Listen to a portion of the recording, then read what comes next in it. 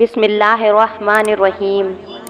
آپ صلی اللہ علیہ وسلم نے فرمایا، غصہ شیطان سے اور شیطان آگ سے پیدا کیا گیا ہے، اور آگ پانی سے بجھائی جاتی ہے، اور جب تم میں سے کوئی غصہ ہو تو اس کو وضو کر لینا چاہیے۔ بہت جلد قبول ہونے والی دعا یہ ہے کہ انسان کسی غیر موجودگی کے لیے غائبانہ دعا کرے۔ افضل جہاد حق بات حاکم کے منہ پر کہنا ہے۔ جس شخص کو یہ پسند ہو کہ اس کی عمر دراز ہو اور اس کے رزق میں اضافہ ہو تو اسے چاہیے کہ اپنے والدین کے ساتھ نیک سلوک کرے اور ان پر صلہ رحمی کرے۔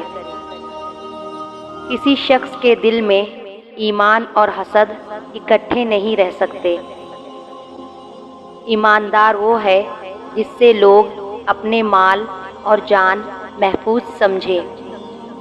ایسی نعمت کسی کو بھی نہیں ملی جو صبر سے بہتر اور بڑی ہو۔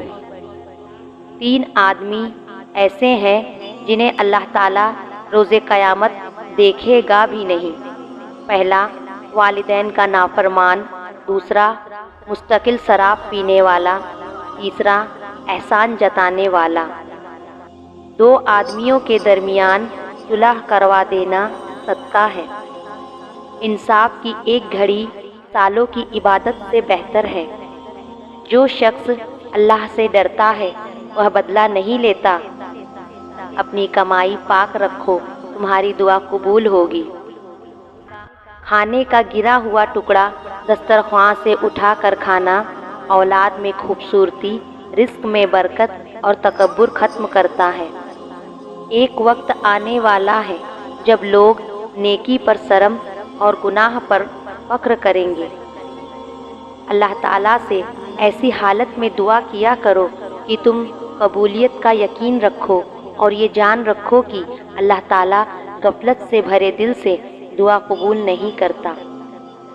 قیامت کے دن میرے نزدیک ترین وہ لوگ ہوں گے جو سب سے بڑھ کر مجھ پر درود بھیجتے تھے۔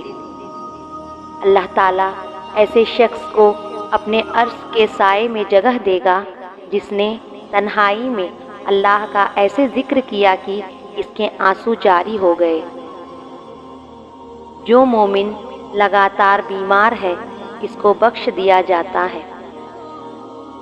جو درجہ خاموشی کی وجہ سے انسانوں کو ملتا ہے وہ 60 برس کی نفلی عبادت سے بہتر ہے۔ صرف 3 جگہ پر جھوٹ بولنا جائز اور حلال ہے۔ آدمی اپنی بیوی سے بات کرے تاکہ اس کو راضی کر لے، جنگ میں جھوٹ بولنا اور لوگوں کے درمیان صلح کرانے کے لیے جھوٹ بولنا۔